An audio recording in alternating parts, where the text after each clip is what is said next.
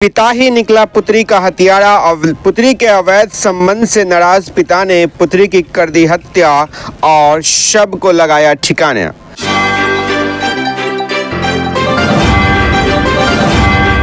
पूरा मामला दरभंगा जिला के हायाघाट थाना अंतर्गत रसलपुर गांव की बताई जाती है, जहां 22 मार्च को एक लड़की की शव मकई के खेत से पुलिस को बरामद हुआ और बरामद होने के उपरांत पुलिस ने संदिग्ध बताते हुए पोस्टमार्टम के लिए डीएमसीएच भेज दिया, जहां पोस्टमार्टम रिपोर्ट के बाद पुलिस अग्रिम कार्रवाई में जुट गई। अग्रिम कार्रवाई के बाद पुलिस को पता चला कि गांव के ही एक व्यक्ति की पुत्री है जिसका नाम यास्मीन खातून है, जिसका उम्र 18 वर्ष था। लेकिन यास्मीन खातून के पिता ने कहीं भी इसकी शिकायत नहीं कराई थी और लड़की 22 मार्च से ही लापता थी।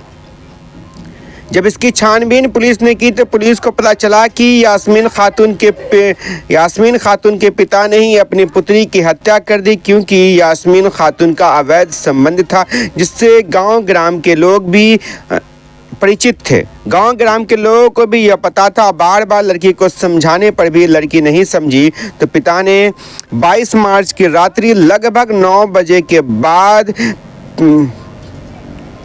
जब यास्मीन खातून अपनी भाभी के साथ सो रही थी, उसी समय उसके पिता ने उसके साथ मारपीट किया। मारपीट के दौरान ही यास्मीन खातून जो मृतक है वो नीचे गिरी और वो मर गई, जिसके बाद उसके पिता ने उसे उठाकर लगभग रात के 12 बजे मकई के खेत में फेंक दिया, जहां से पुलिस को शव बरामद हुआ। इस पर अधिक जानकारी दे रहे हैं सदर नगर पुलिस अधीक्षक शुभम और सदर एसडीपीओ अमित कुमार।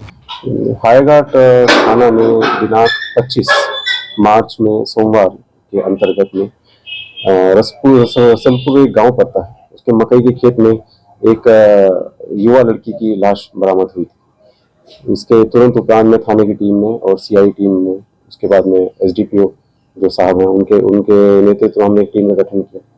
वहाँ पर जैसे ही छानबीन शुरू की गई तो ये पाया गया कि जो लड़की है वो स्थानीय ही और उसका नाम यास्मीन खातून था।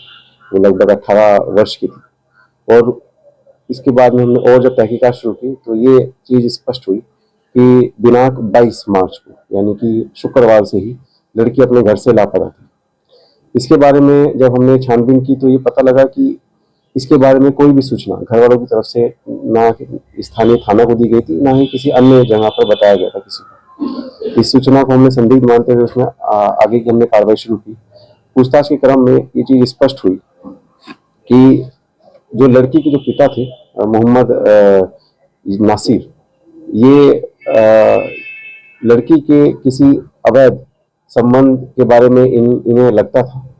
इसी चीज से वो नाखुश थे और कई बार में किसी स्थानीय लोगों ने इन्हें कुछ इस तरह की ऐसी बातें बताई जिससे कि ये आहत हो गए।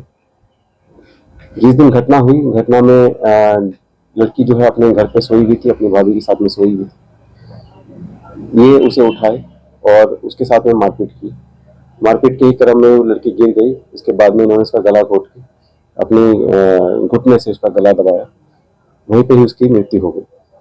मृत्यु होने के उपरांत इन्होंने बॉडी को डिस्पोज करने के उद्देश्य से बॉडी को अपने कंधे पर लेकर जाकर पास के ही लगभग 700-800 मीटर दूर में जो मकई का खेत था वहां पर जाकर डिस्पोज ऑफ कर दिया। इसकी हमने जब आगे हम कार्रवाई की, पूछताछ की तो अन्य लोगों ने भी इस बात को स्वीकारा और ये बात बोला कि ऐसा घटनाक्रम हुआ था इसमें कि इन्होंने इसी तरह की गतिविधियों को देखा था।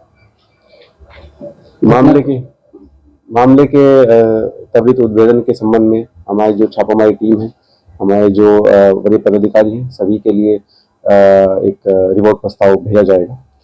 एफएसएल टीम ने ही इसमें काफ़ी अच्छा अभी कार्य किया है। हम लोगों ने सैंपल कलेक्ट कराए हैं और सैंपल कलेक्ट करवाते ही हम लोग उन्हें एक आधुनिक अनुसंधान के क्रम में हम उसका डीएनए मैच भी कराएंगे।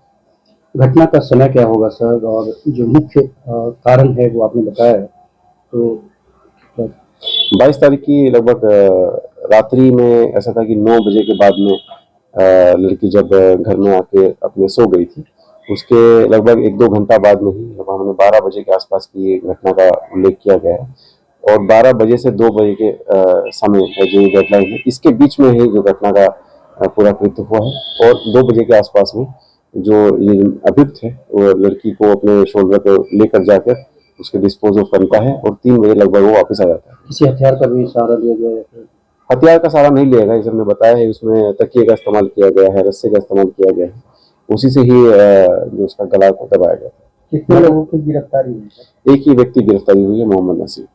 मारने वालों में बताया जा रहा है कि इसके परिवार के कुछ और लोग साथ में थे, तो क्या आप लोग उस बिंदु पर काम कर रहे हैं? हमने पूछताछ की है, पूछताछ में के क्रम में स्पष्ट भूमिका किसी के सामने नहीं है। थैंक यू फॉर वॉचिंग दर्पण 24 न्यूज। खबर को सबसे पहले पाने के लिए यूट्यूब पर देख रहे हैं तो सब्सक्राइब करें, फेसबुक पर देख रहे हैं तो फॉलो करें। कमेंट्स में अपनी राय या अपने आस पड़ोस में समस्या हमें बताएं। हमें सपोर्ट करने के लिए लाइक और शेयर अवश्य करें। धन्यवाद। थैंक यू फॉर वॉचिंग दर्पण 24 न्यूज। खबर को सबसे पहले पाने के लिए यूट्यूब पर देख रहे हैं तो सब्सक्राइब करें, फेसबुक पर देख रहे हैं तो फॉलो करें। कमेंट्स में अपनी राय या अपने आस पड़ोस में समस्या हमें बताएं। हमें सपोर्ट करने के लिए लाइक और शेयर अवश्य करें। धन्यवाद।